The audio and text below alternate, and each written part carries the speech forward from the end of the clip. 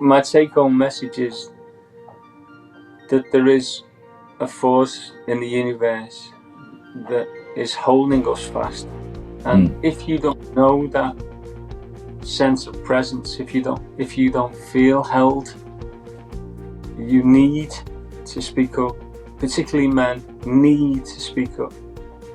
They need to find help with their spiritual heart, because that impacts their emotional heart, which in turn impacts their physical heart. So my take home would be, don't be heart sick emotionally or spiritually. Talk. Find somebody to work with. And just know that you're not alone.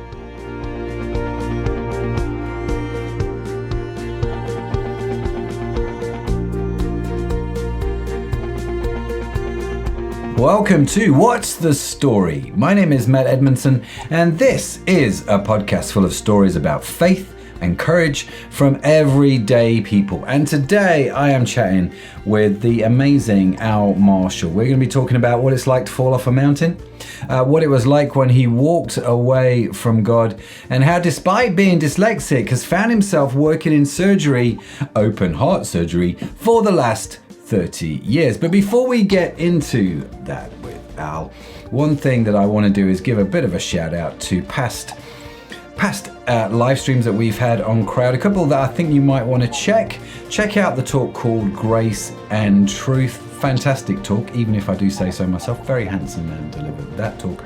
And also check out What Does the Bible Say About Men? We're going to hear from Al, and who's got a real heart for men. So check that one out. What does the Bible say about men? Very interesting talk. You can find these and our entire archive of episodes and live streams on our website for free at www.crowd.church.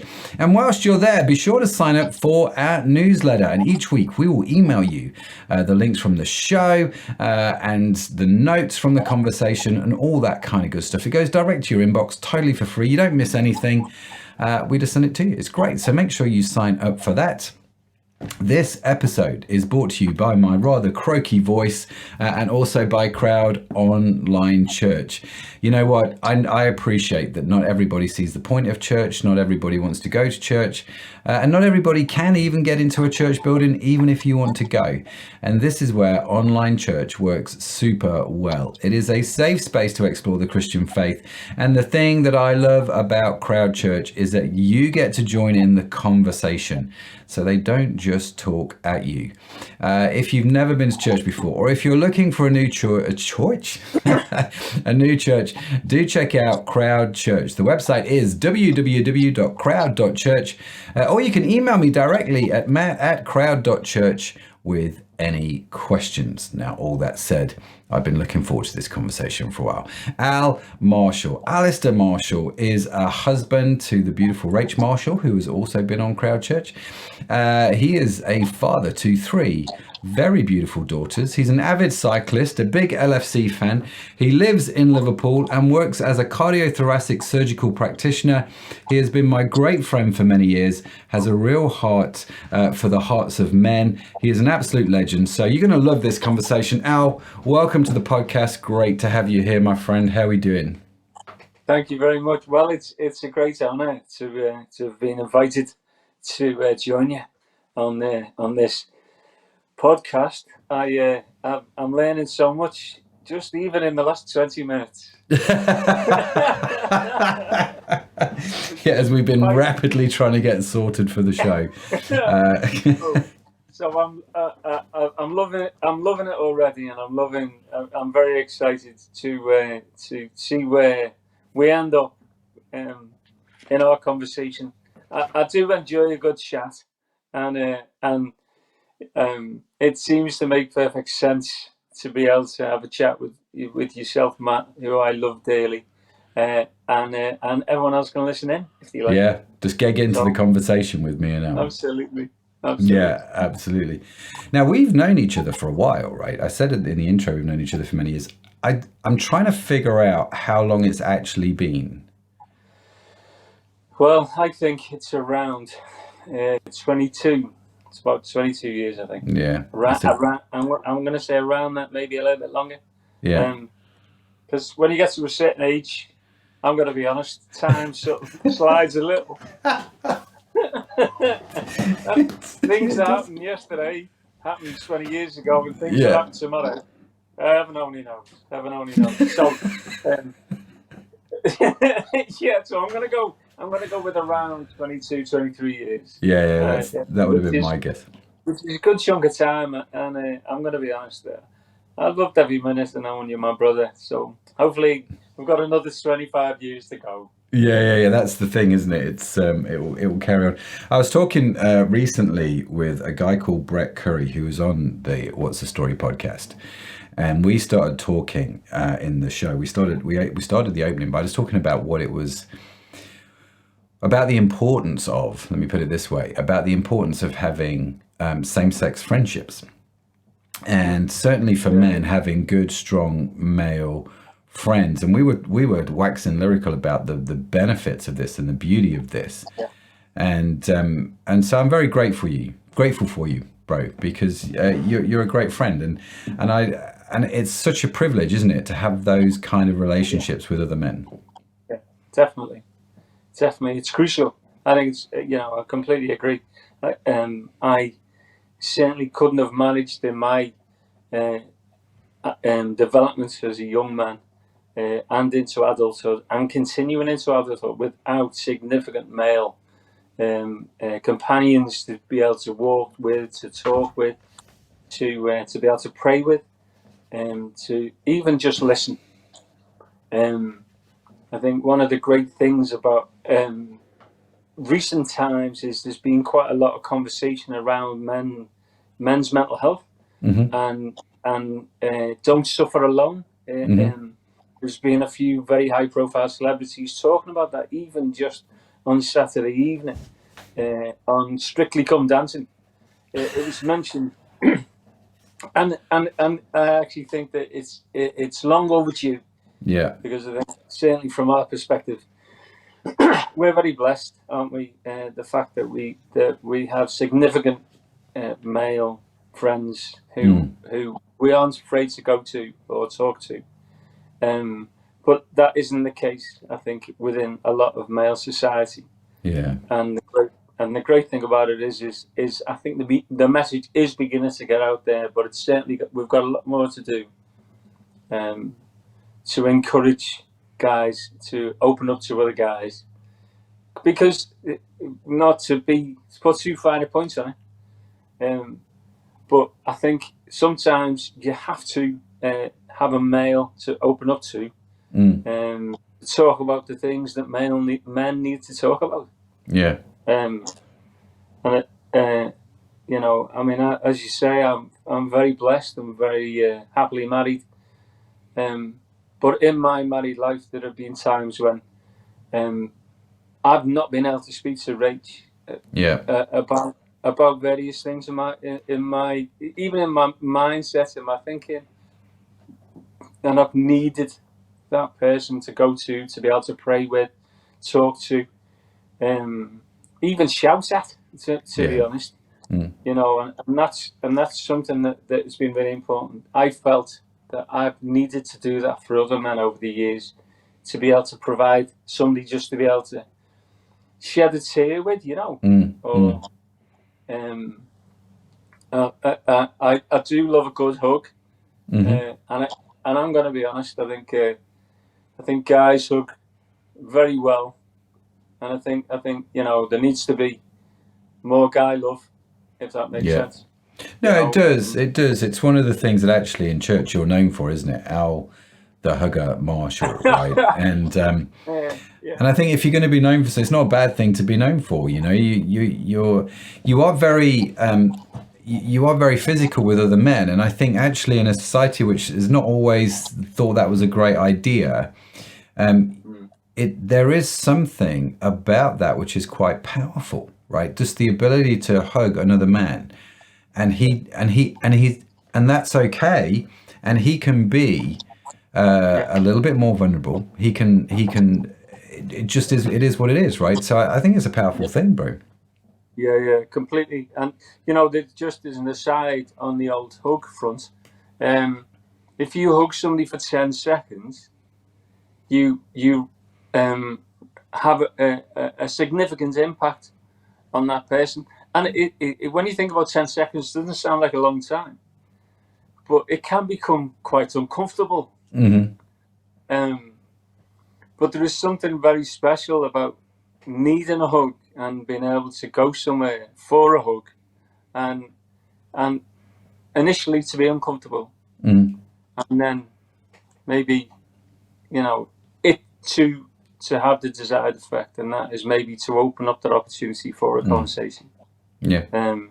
Obviously, I do, as a caveat, I do tend to like to know the people I'm going to hug. You just don't just randomly walk up to strangers on the street. Right. Although every now and then it does cross my mind. It's too much of a curveball for society at present. No, I appreciate that. So was this because it's one of those things I've always known about. I've always associated with Al. Al equals hug, right? Just always the way we greeted one another, which is a beautiful thing. But was it an intentional thing for you to deliberately go out of your way to hug other men as a sign of greeting? Because it wasn't a common practice, certainly 20 years ago. So was it intentional? Was it deliberate? Or was it just something that you were brought up with and have carried on? Well, that's a very interesting question. I think I've never drilled down too much into that. All I know is that within the Gospels it says to greet your brother with a holy kiss, and obviously that would be a different connotation on a hug. But within that culture, there was a movement to encourage to, and I think I do like to encourage people, and I think by natural progression, I think it's easier to show an instant emotion, if you like. Because we're pleased, aren't we, to see each other? Yeah. And there's something very masculine about being able to hug your brother, hug your friend. So it is something that my dad was very. He was a hugger, and the reason for that was because he didn't have so much in the way of family life. So I think because I've got two brothers, I think for us, we were very tactile with my dad. My dad was very tactile with us. So I think that was clearly a seed that was sown. But I definitely think there's a real strength to being able to show your vulnerability. Yeah. Sure, there's been extensive things written about the power of a hug. Yeah. But I've always found it very important. So, yeah. No. And you, great. I mean, you just brought up your dad there. One of the things that I do know about you, Al, is your dad is a very important figure in your life, isn't he? He's a very important man. He was a very important man to me. And that's another thing. I think one of the reasons that I've got a heart for men is because my dad was such an amazing example. Unfortunately, he was killed in an industrial accident just before my 16th birthday, and that was a shock because he was a very strong, very very powerful figure in my life. Very what's the word I'm looking for? He was larger than life. Yeah. So to lose him when we did as a family was obviously a shock. But what it did do is it actually left a massive space in our lives, certainly in my life. And I was blessed in as much as we were brought up within a church environment where there were enough men within the church to be able to look out for me and my brothers. Yeah. And that made a real difference. Mm. So losing my dad was dreadful. And I, to be honest, it's a long, long time ago, and I still miss him. Miss him. But it gave me an opportunity to see the example of how male community could work and how it should work. And no one should stand alone, should have to stand alone. And we certainly felt the love of the church and felt the love of the male community within the church.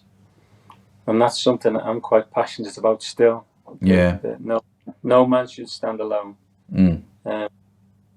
So yes, I know.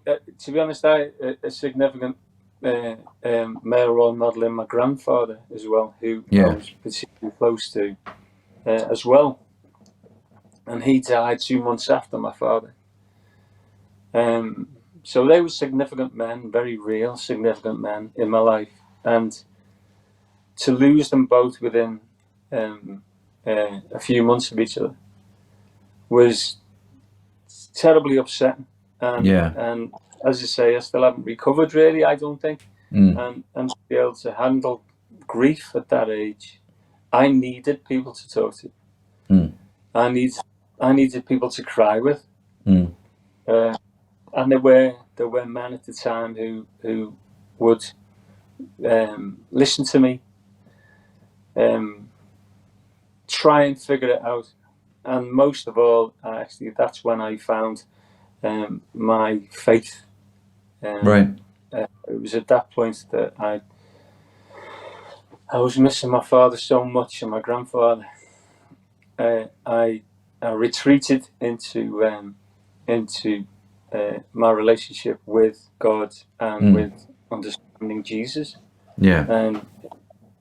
And who is probably the most significant male in my life to this day. And what I learned about myself and what I've learned over the years about myself, it is had a direct impact from the life and times of Jesus. So yeah, that's really interesting. So was it because obviously you've got a real heart for men. You understand quite deeply, I think, the father heart nature of God. It's one of the things which I associate with you. And has that come out of then the relationship that you had with your dad, with your grandfather, and perhaps the loss of them that caused you to sort of connect all the dots and bring all this together? Absolutely, definitely. And I think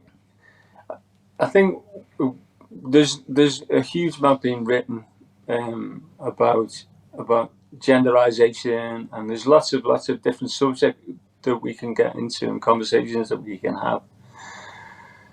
But certainly the emotion of understanding the father heart and understanding what a male needs, what I needed at that time, and also but what we need as men, to walk, to talk, to to learn from the gentility and strength of a role model like Christ. Certainly has always been my inspiration, because he never necessarily gave all the answers to direct questions, but what he did do was he walked and he spent time and he put an arm around and he encouraged, and then he would give an answer. But it would come from a place of understanding, and it takes time. It takes time to build these relationships. It takes time to appreciate that we are that we can be vulnerable, that we can be honest, and that we can get company and help. with whatever it is that we're facing. Because I think as guys, certainly within Western society, I think we're supposed to have the answers. And that is my feeling sometimes, that I'm supposed to have the answer. I'm supposed to figure it out. And sometimes I actually can't. Yeah. And being honest and vulnerable enough to be able to say, I'm struggling with this, or this is how I'm feeling at the moment. Was something that I felt very early on that was important to actually to try and liberate male society to be that vulnerable. And when you're vulnerable and when you're honest, I actually think that that's the moment where we can receive the help we need. Yeah. And 9 times out of 10, we've got the answers. We just need to pause and maybe pray with a friend or brother to walk. And it's astounding how often when you walk and talk, by the time you finish your walk and talk, you do feel better, and you do feel like you can take that next step further. So I don't know whether this is answering the questions that you're asking me, but somebody said that when I start talking, it's like a stream of consciousness. It just comes out. Yeah. You know, and I think sometimes that can be the case. But when you're passionate about something, and I'm passionate about men's health, mental health, and emotional health, and spiritual health, I suppose that's really where the rubber hits the road for me. Yeah. No one should be left out. No one should be left alone or on their own without significant conversation. Yeah. No, I agree. So you dig into your relationship with God when you're 16 then, because of the passing of both your dad and your grandfather. Was it all sunshine and rainbows from that point? Was your walk with God? I mean, I kind of gave a clue a little bit. You walked away, didn't you, at some point in the introduction? Yeah. What happened there? I actually, it was quite interesting because when you're younger, you think you've got it all sorted, and you get into a rhythm, don't you? And I felt like I had it all sorted, and I felt like I'd got to a point where my life was, ticking over. Thanks very much. And I found myself in a very peculiar situation. I was away with the Boys Brigade, and I was an officer in the Boys Brigade. And because of my own stupidity, I managed to fall 45 feet into a heap from the top of a cliff to the bottom of the cliff. I put a crack on my neck. I damaged my knee and my ankle and both my wrists. And I actually realised my mortality at that point. Right. And so this is a long time ago. I was very early 20s. And my world crumbled because I thought, until that point, I thought I was invincible. And I closed down, and I did everything that we've been talking about that you shouldn't do. I isolated myself, and I started to move away from God. And I managed to avoid, or I felt like I'd managed to avoid any contact. I walked away from my church. I walked away from all my friends. Everybody was very puzzled by my responses, and I think I was particularly puzzled too, because this had been the real first challenge, apart from the death of my father and grandfather, that I faced. So once I'd rebuilt myself, I'd gone so far away from the concept of church and attended church that I managed to stay away for 7 years, which is quite a biblical number, and the irony is never lost on me. And the irony is within that time frame, I managed to secure a job, which I still do, and still adore, I still love. So I started to educate, and I started to educate myself in this new role, in this new professional life. And I met some amazing people, and I found myself in some very peculiar places. But I always knew that there was something that was missing. I was always desperately trying to fill the void that I'd managed to create because of moving away from God. Yeah. And a series of very fortunate events took place through investigations into other world religions. Each time that I researched and I read something new, and it just seemed to be pointing back to Jesus. It always seemed to point back to Jesus, which was really amazing because I affectionately call Jesus my first love.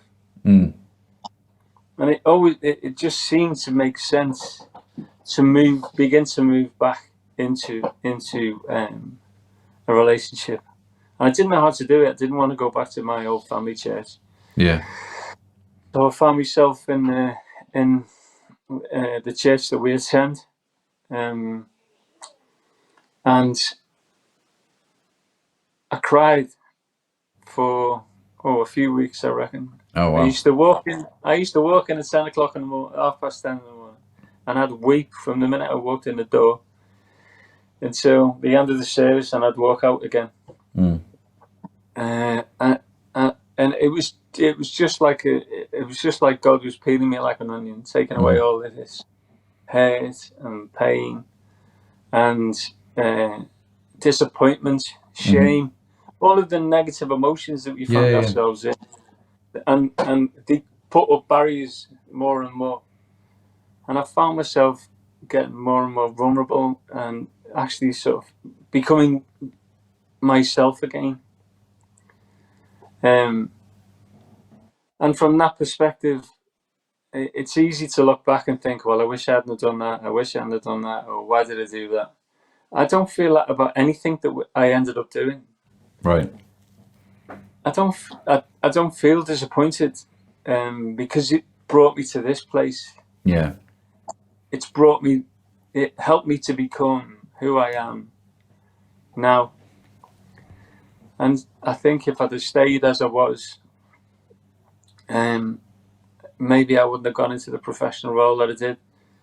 Maybe, I wouldn't have ended up meeting all the people that I did. Maybe I wouldn't have found myself in these very different types of environments, understanding about different types of people and different cultures, which, were spectacular. Yeah. And I'm so glad for this view of the world because of that situation. Yeah. So I feel very blessed to have been on the journey, and I'm really excited to see what happens every day. I'm going to be honest. I have this overwhelming excitement about every day. Yeah. I think falling 45 feet will do that to you.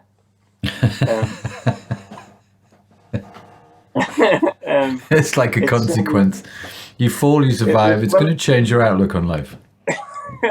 It certainly makes you thankful for every day, to be honest. It makes you really thankful for the small things, to the light, the sun, the bird song. You see, this is where I turn into a hippie now, you see.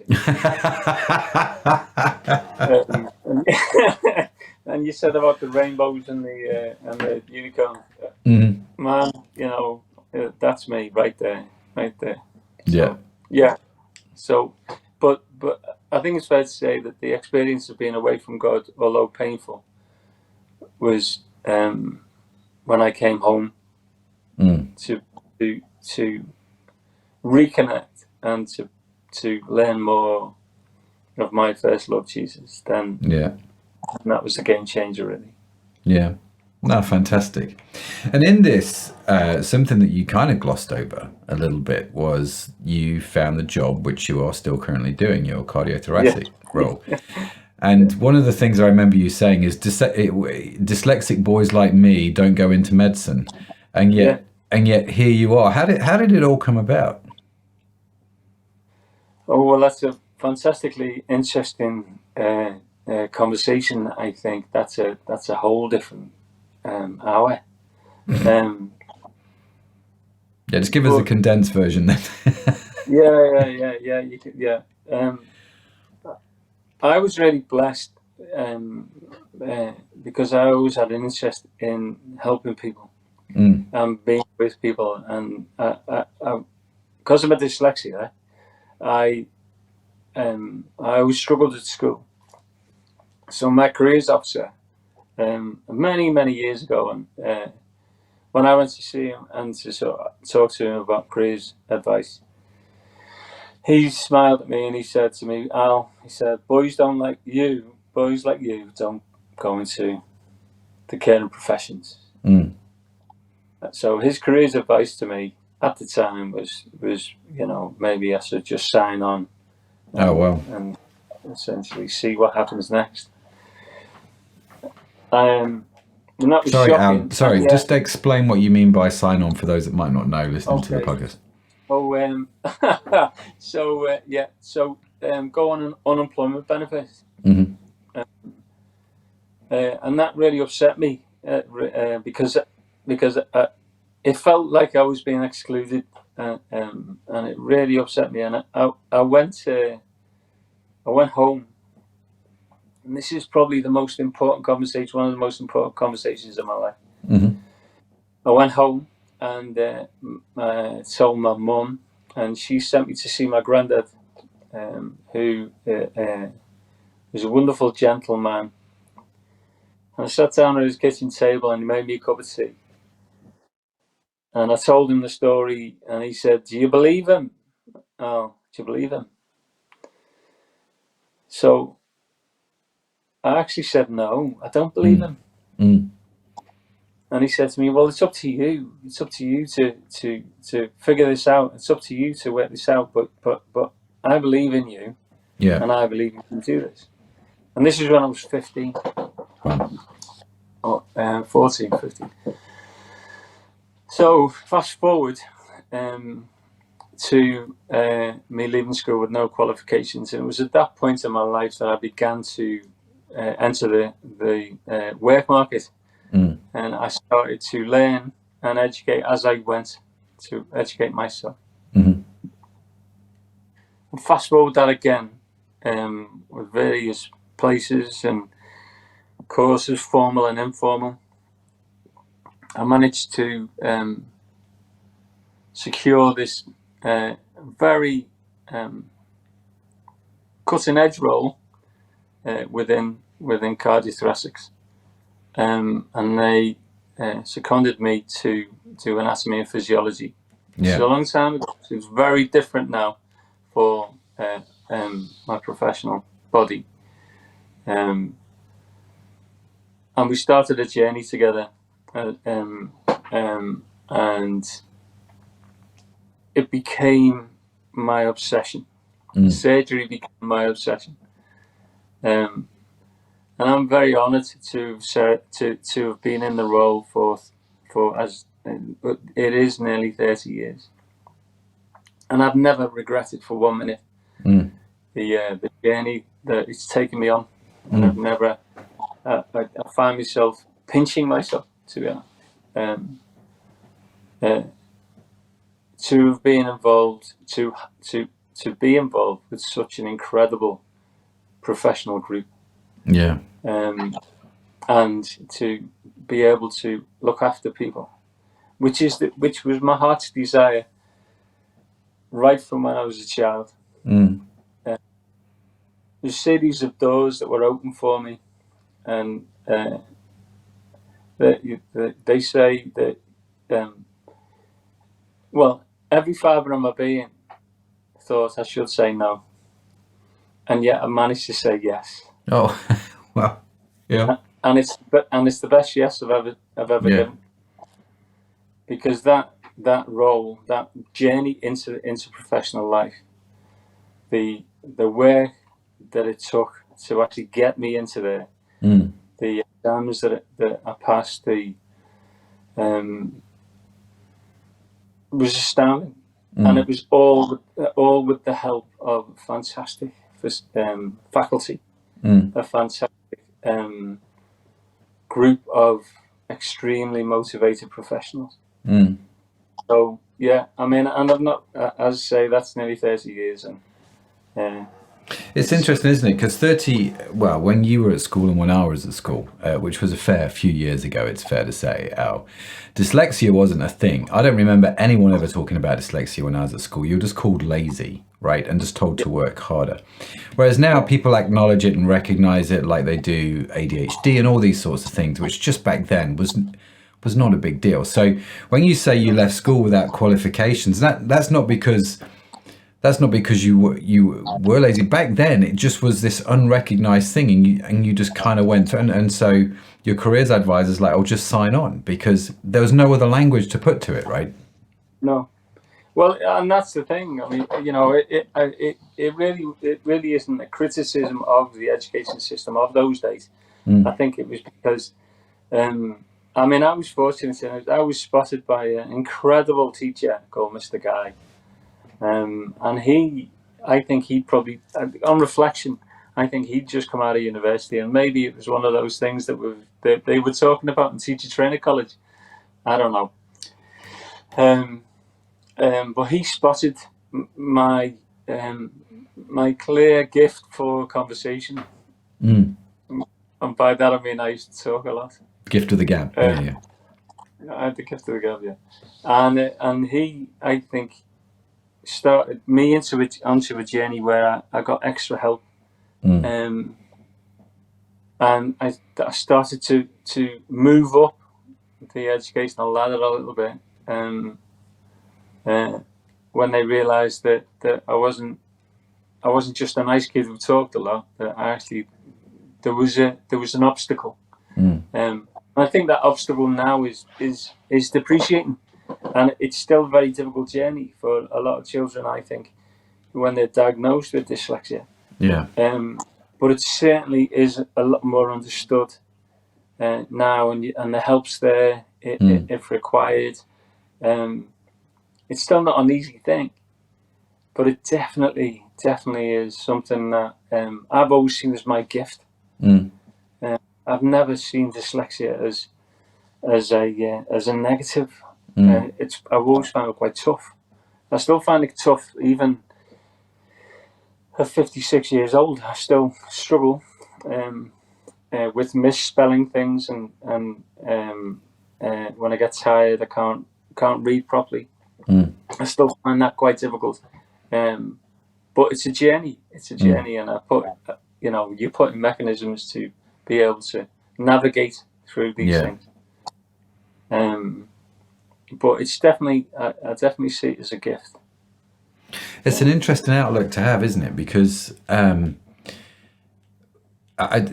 book that springs to my mind is David and Goliath by Malcolm Gladwell. Because in that book, he talks about dyslexia, doesn't he? And he talks about how you can see it as a curse, but you can also see it as a blessing. And actually, if you look at some more entrepreneurs and millionaires are dyslexic than not. Do you know what I mean? It's like the ability to find a mechanism, to find a way through to deal with the stuff that you've got to deal with that maybe I didn't have to deal with because I didn't have dyslexia, gives you this fight, this hustle, this ability to solve problems that maybe others are lacking. And so it's interesting that out of something which would be classed as a curse comes this blessing.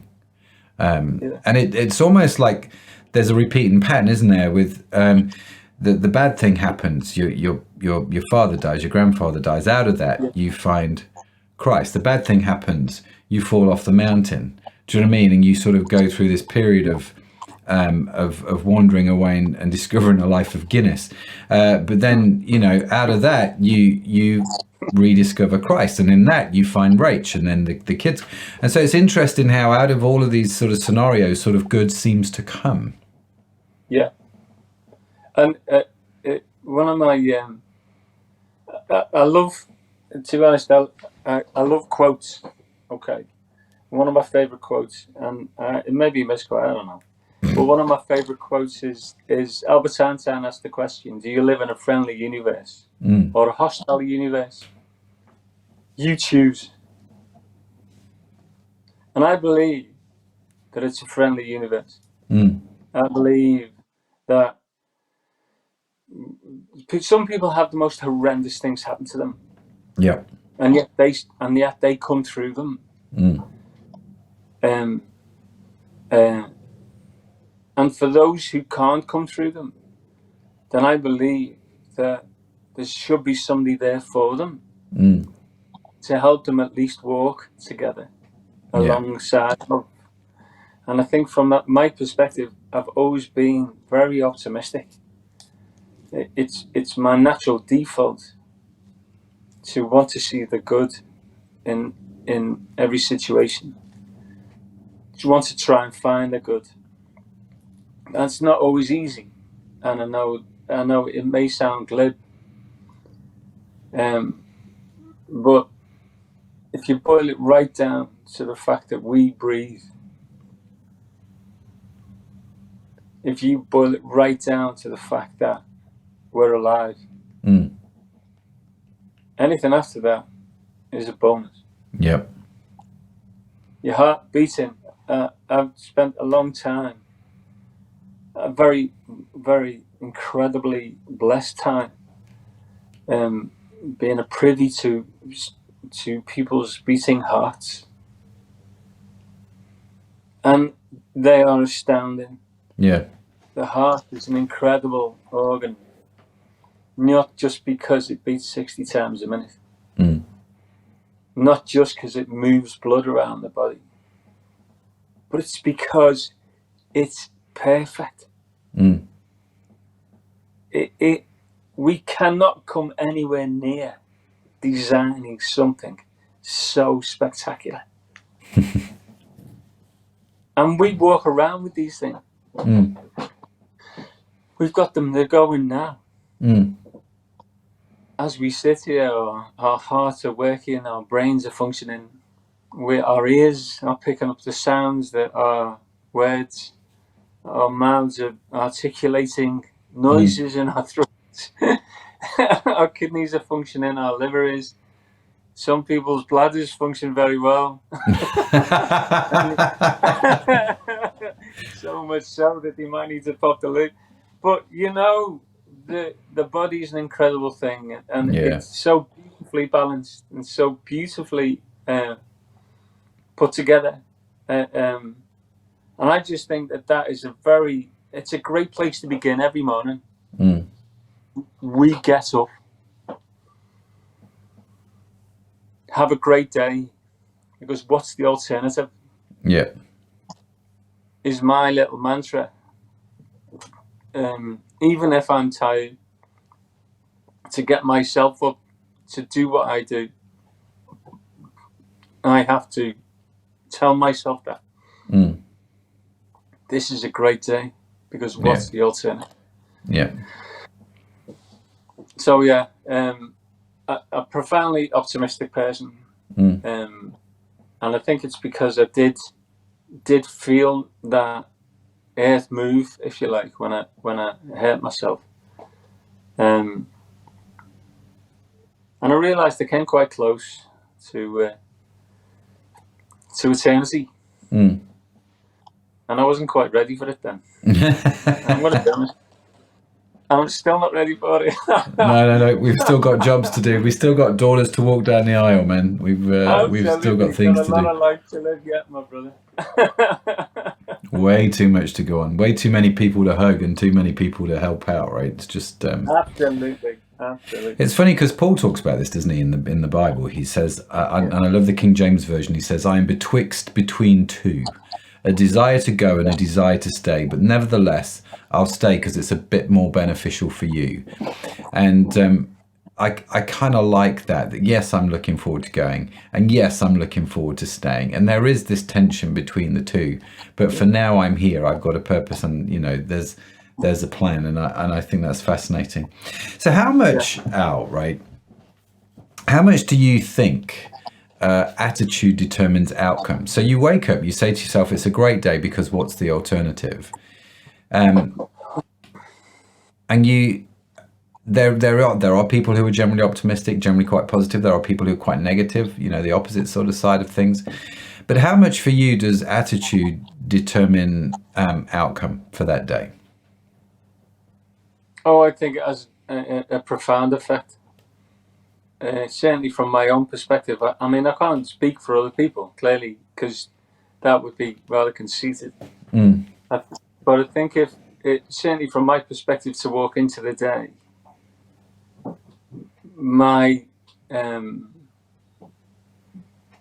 the fact that I can see the positive surely has an impact on my emotional health. Yeah. And also, I have to be honest, I've got a very active prayer life, and I love prayer. Yeah. I love meditation. And the two for me go hand in hand.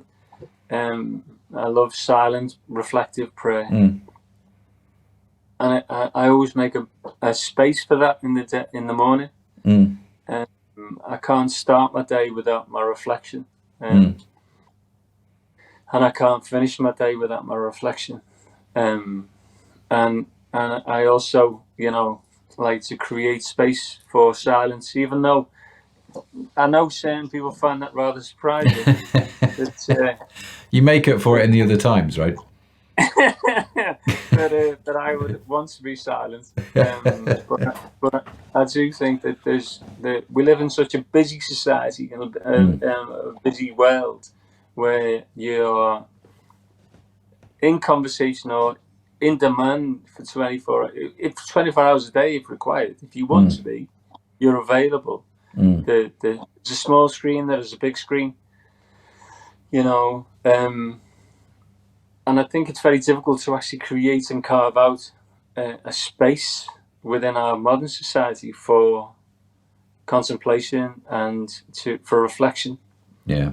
But I think those things, certainly from my perspective, for who I am, I require contemplation and reflection and silence and prayer. And I one of the side effects, and I do believe it's a side effect of sitting silently, is I'm able to think and pray for others. And I start every morning by praying for my wife and my children, by name, and focusing on what they've got to do that day. And then I create a space, and I pray for whoever God puts on my heart. And that will be invariably some men, some friends, brothers, people that I know, that are going maybe through a challenging time, or who knows what they're going through. And I feel that there is a real sense of companionship within that prayer, within the overall prayer life of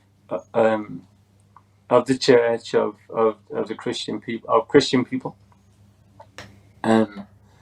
particularly to pray, certainly from my perspective, to pray for men who I know are struggling, or maybe just for whatever reason that God puts them on my heart. No, that's great. So what would your you maybe told us already, Al, but what would your one message be? It's the overriding thing that God's put on your heart, the sort of the reason you're here, the thing that he's taught you the most. What would that be? Well, I think that's a really, really interesting question. And I think from my perspective, one thing that I know is I've spent a long time working on the physical heart as part of a team who have been able to fix the ones that we are able to fix. And certainly in this next season of my life, I know I'm moving into a new season where my hope is to be able to look after emotional hearts. Yeah.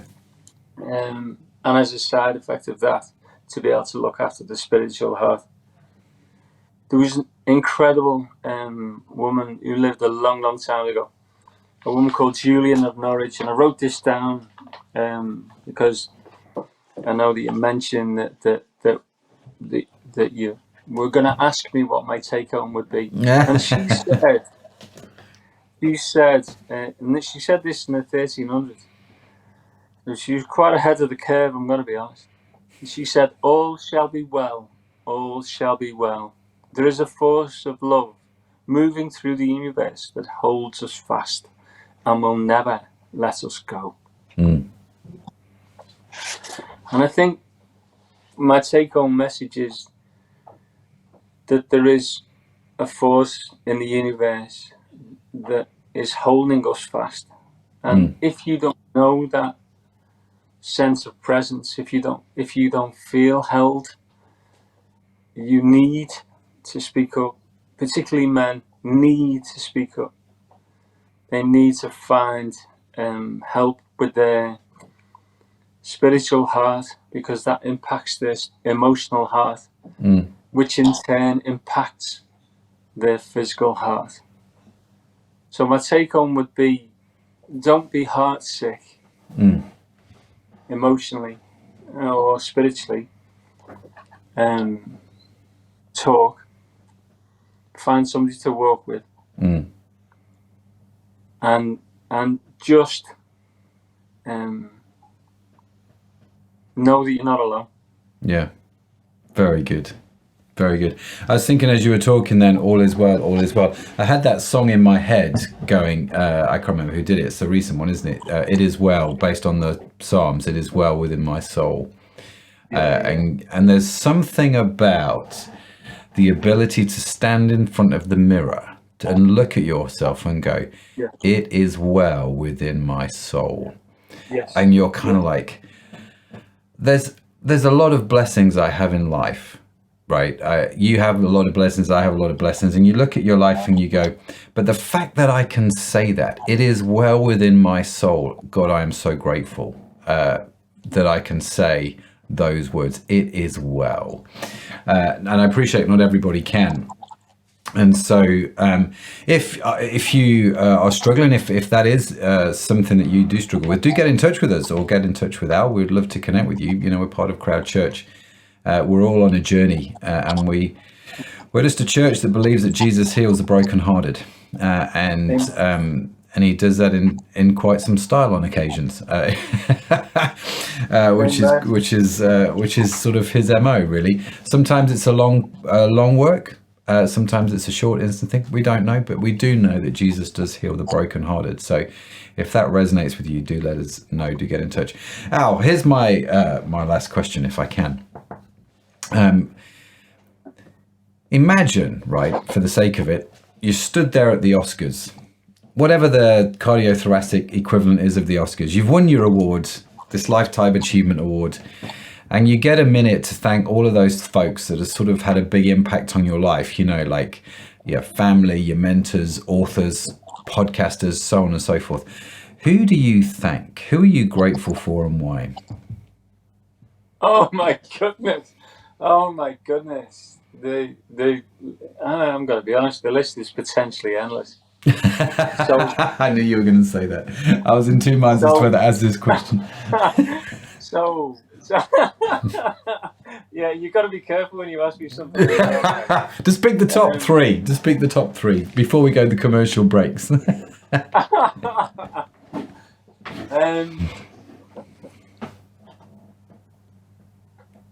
There's a gentleman who we know very well, a man called John Birch. John stood in the gap for me quite a few years ago now. when I was spinning and out of control emotionally. And he said very little in the way of advice, but was just able to listen. Yeah. So John would be definitely one that I would thank. Excluding my dad and my granddad, obviously, because that would be, that would be an easy thank. Mm-hmm. There was a gentleman who very early on in my career is my surgical mentor and is still, I think, one of the most inspiring men that I've ever had the honour to know. A gentleman called Mr. Brian Fabry, and he mentored me and taught me and tolerated me and encouraged me. And I was very blessed. I was fortunate to receive a lifetime award, funny enough. And he travelled with my wife and his wife to present me with that award. And to be honest, the award itself was just an object, but the thing that really impacted me was the fact that he stood and he was able to share that moment, and I was able to have that moment with him. So yeah, definitely Mr. Brian Fabry. A third person. There doesn't have to be a third. You crack on. Well, actually, I've got a story for you. It's my Uncle Jack, who wasn't really my Uncle Jack. He was one of my granddad's greatest friends. It's funny how we have these guys in our lives who we call uncle, but they aren't actually uncle, but they just sort of act like uncles in our lives, right? It's a really peculiar thing. It's amazing, really. Yeah. It is amazing. And Jack gave me a phone call. And it was quite odd because I was in my mum's house and I didn't live in my mum's house, and the phone went and it was him. And I answered the phone, and he said to me, "Alistair," I said, "Hello, how are you?" And he said, "I'm fine." He said, I said, "I'll just get my mum," thinking he'd rung up to speak to my mum. And he said, "No, I want to talk to you." Very godly man. Not me, Jack. And he said, "I want to talk to you." And I said, "Oh, okay." He said, "I have to be honest, Al." He said, "I haven't seen you around." He said, "So I'm just wondering if you'd like to come around for a cup of tea." Now, the way he said it wasn't an invitation. It was an instruction. Yeah. It was an instruction. It was an instruction. So this man had been, as I say, my grandfather's friend for many, many years, and to his own admission, really missed my granddad. So I went round. I played the dutiful grandson, and I went round to see Jack, and he said, "I've just got a few questions for you." He said, "I just want to know how you're going on with God." So I felt far away. I tried to give the stat answer, if you like, and it wasn't washing at all. It just wasn't washing. You're not getting through that easy, but no. So there I am, this grown man, with a professional life, and he was like, he made me feel like a little guy, a little kid. And he said to me, the reason I'm asking her, he said, because, he said, maybe not at the moment, maybe not soon, but, I know when I die, I'm going to see your granddad. And your granddad's going to ask me, how's Al? How's Alistair? And he said, and I just need to be able to tell him, how's Alistair? Wow. How are you going on with God? And I had nowhere to go. I'd be a blubbering wreck at this point. You're just like, goodness me. I was. The tears were flowing. And we had, as I say, we had a cup of tea, and we had a catch up, and I left the house, and that was the last time I saw him. Oh wow! He died. Wow! What a legend that man is. So I'm hoping. I hope he became a reasonably good report to my grandfather. As you walk through the pearly gates and see your grandfather for the first time, he gives you a clip round the ear. That's from your Uncle Jack. Oh, brilliant. Brilliant. But I think when it comes to significant men in my life, that, you know, I could wax lyrical. You know, we know many men together from a church perspective. You know, Dave Connolly. You know, there are many guys who have been significant in our lives. Yeah.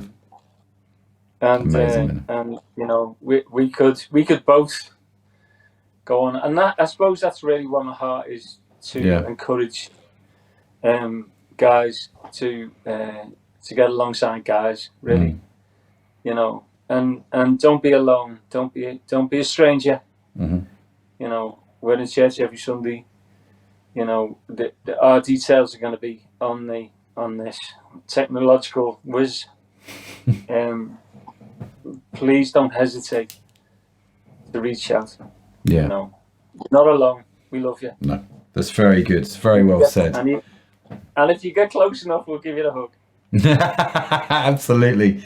Yeah, come on down. It'd be great to meet folks. It's and you're right. I mean, that's the whole point of this conversation, isn't it? We sit here because we sit under the shadow of some remarkable men who have lifted us up at various times in our lives, and so we need to do that for other men and pass the baton on. And it's a remarkable thing, Al.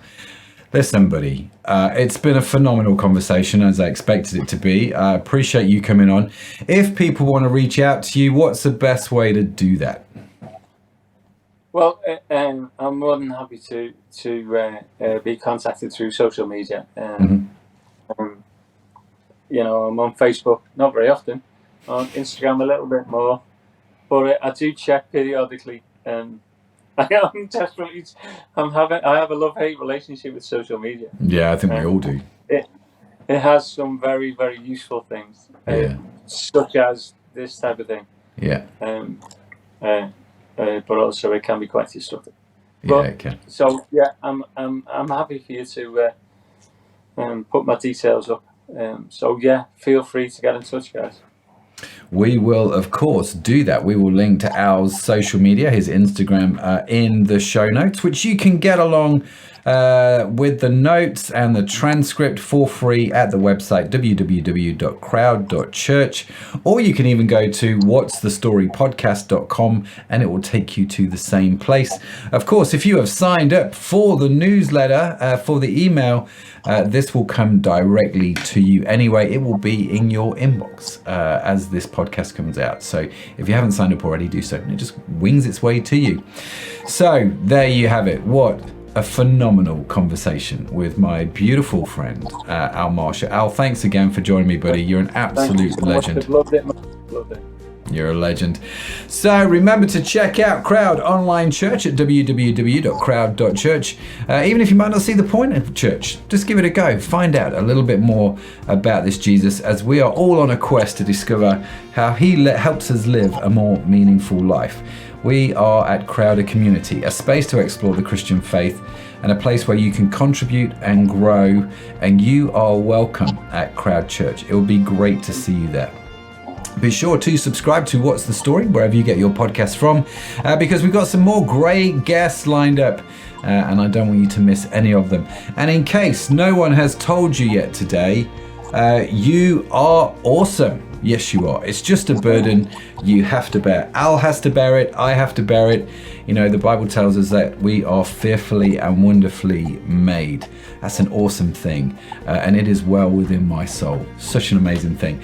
What's the Story is produced by Crowd Online Church. You can find our entire archive of episodes on your favorite podcast app. The team that makes this show possible is Sadaf Bainon, George McQuaig, Josh Catchpole, Estella Robin, and Tim Johnson. Our theme song is written by Josh Edmondson. And if you would like to read the transcripts and show notes, as I said, head over to the website, what'sthestorypodcast.com or www.crowd.church. Either's fine. Where you can also sign up for our weekly newsletter and get all of this good stuff direct to your inbox totally for free. That is it from me. That's it from Al. Thank you so much for joining us. Have a fantastic week wherever you are. I'll see you next time. Bye for now.